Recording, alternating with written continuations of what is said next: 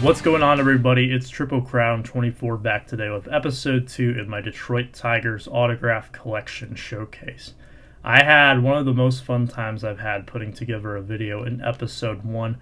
I really do appreciate the support, the feedback, the comments, and being able to interact with you guys on that video. This is something that I'm going to keep rolling with because it's a lot of fun. It's sparked some passion for me in the hobby, which has been lacking a little bit in certain areas recently, just because of how crazy things are in a lot of different sectors of the hobby. And as much as I enjoyed talking about the current players in the first episode, I do really love talking about the history of the game as well, and that's exactly what's going to happen today. We're going to turn back the clock to 1968, known as the year of the pitcher in baseball. And if you need some evidence of that, check this out. In 1968, the American League batting average around the league average was 230. That is, that might get you sent down to AAA in today's game.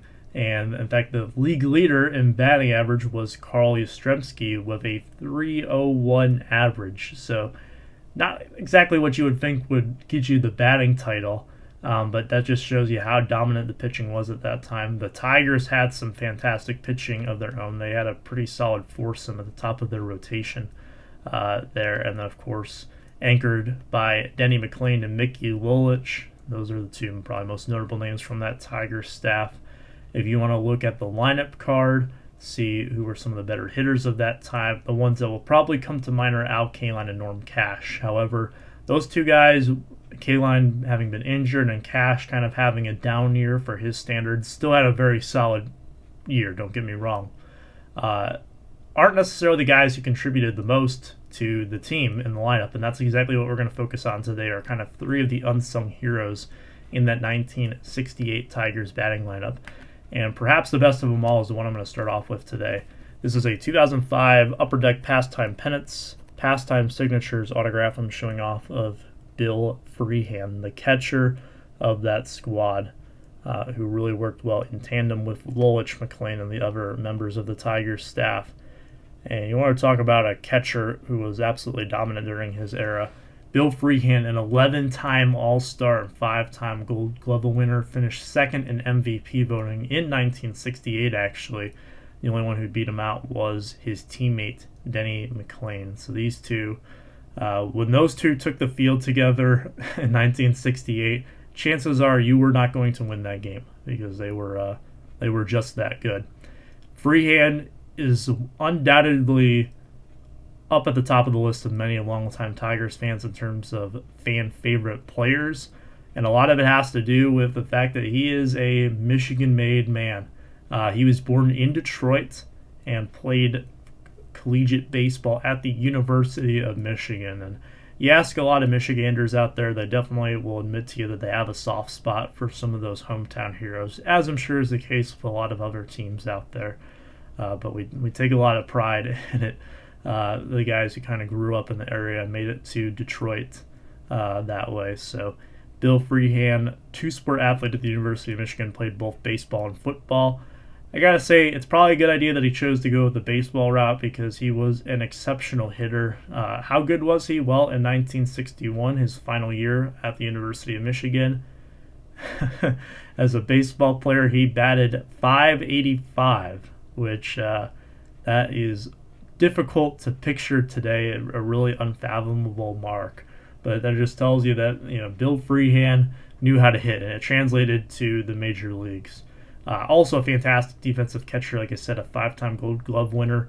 He was mentored coming in by a Hall of Famer, Rick Farrell, and what's really cool is that he kind of passed the torch and mentored Lance Parrish on his way out of baseball. So you have this really strong lineage of Tigers catchers that spanned the course of several decades there, from their, even as far back you could argue as their 1945 championship team, of course through 68, which Freehan was a part of, and then even into the roar of 84, which Lance Parrish was a big part of. So Freehan definitely an integral part.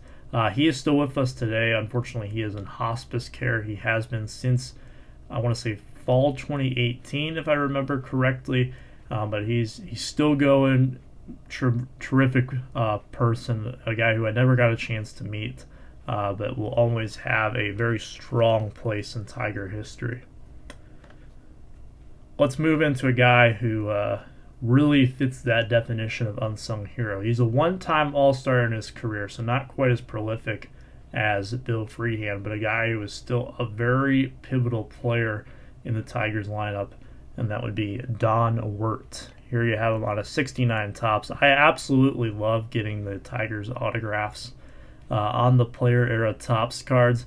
Again, this is one that was acquired on eBay many moons ago, so I don't really have too cool of a story behind acquiring it.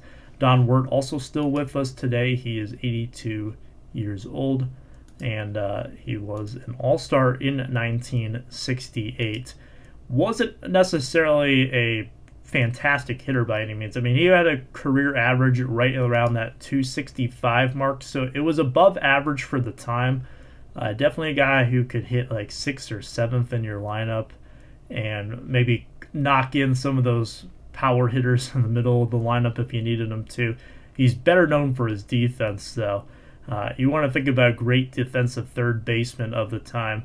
Well, the list pretty much starts at Brooks Robinson. It doesn't get much better than Brooks Robinson, who led the American League in fielding percentage so many years. But Don Wertz a lot of times was right there at that number 2 or number 3 spot right behind him. In fact, there was one year where he actually finished ahead of Brooks Robinson in fielding percentage, which is saying a lot because Brooks, he was known as the human vacuum cleaner.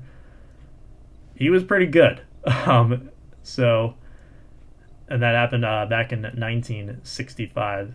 Unfortunately, with Don Wertz, a lot of his contributions came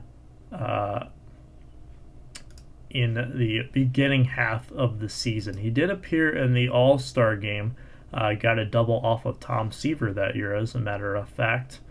But he was someone who really started off the season hot, and then came June, where in late June he was hit in the head by a pitch that shattered his batting helmet. And I can only imagine how absolutely horrific that must have been.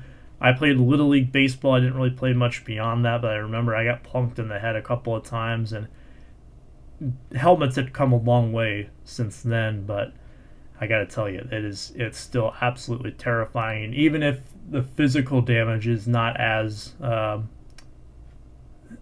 horrendous as maybe some might imagine, the emotional damage or the mental damage that has to do getting hit in the head like that, I can only imagine. So he was never really the same hitter. He was still a great defensive player, but kind of trickled out of the league in 1971, left the Tigers in 1970, and had a very brief stint with the Washington Senators in 71. So, but still, Don Wertz, a fantastic player. He was actually the one who delivered the game-winning hit to clinch the American League pennant for the Tigers and send them to the World Series, where they kind of fell into this David and Goliath battle with Bob Gibson and the Cardinals. So there you have it for Don Wertz. If you like the pastime pennant signatures, we're going to dive back into it here again with the last one. This might be, I would argue this guy is the biggest name of the three that I've talked about, probably one of the most well-known ones as well. Another integral part of those Tigers teams in the 60s, and kind of the last standby of those teams. He stayed with the Tigers until 1977, and then for the last few years of his career, he was a bit of a journeyman, jumping around in different places. He's a 4-time All-Star and has his number retired on the Tigers' Wall of Fame in the outfield of Comerica Park.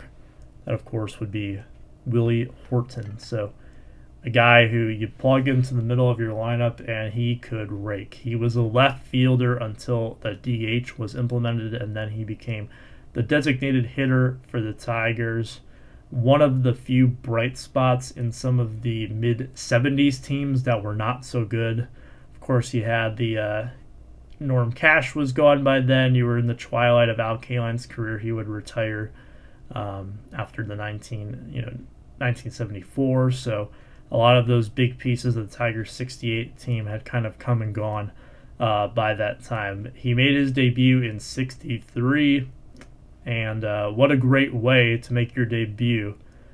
His second at-bat in his career was a pinch hit home run off of Hall of Famer Robin Roberts. So that is definitely a way to introduce yourself to the game.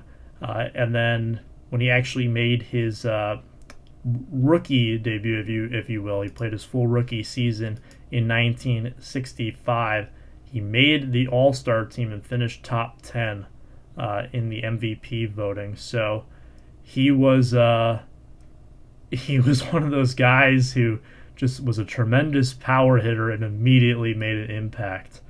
So Willie Horton, like I said, very strong power hitter at the time. If you are a Topps fan, you'll probably notice he was on quite a few of the league leaders cards at the time, not only for batting average, or excuse me, for home runs, but also batting average and RBIs as well. So he was a pretty solid overall hitter, but more so known for his power. Also, if you want to look at what he did off the field, it was a very great humanitarian. He has a statue that is in the Walk of Fame out there in the Comerica Park outfield. So there's this little section. If you've seen Comerica Park, it's over where that truck is by the water fountain. Off to the left, there's kind of the Monument Park where you have all the statues. And Willie Horton is one of those out there. His number 23 is also on the wall. He was a huge part of restoring peace to the city in a time where racial tensions were big. Of course, he played during the height of the civil rights movement in the 1960s, and I think he was a great mediator between really two sides that were very hostile. In fact, he was so integral in his role with that and what he did both on the field and off the field that he kind of has what is a Lifetime Achievement Award in the state of Michigan, and by that is that you get a day named after you, which is October 18th. So he is only the fourth person in the history of the state of Michigan to have a day named after them. And it's, quote, I have it listed here as, quote, one man's ability, and then based on one of the names I'll tell you here in a second, one person's ability to overcome obstacles and achieve a lifetime of success. Now, the person who was honored with this before him was Rosa Parks. And that is pretty good company to be with in terms of impactfulness. So Willie Horton, he did it all. You couldn't ask for much more in a player. He's still with us today. He is 78 years old. He does make appearances from time to time with the Tigers. You will sometimes see him at spring training. He still signs autographs.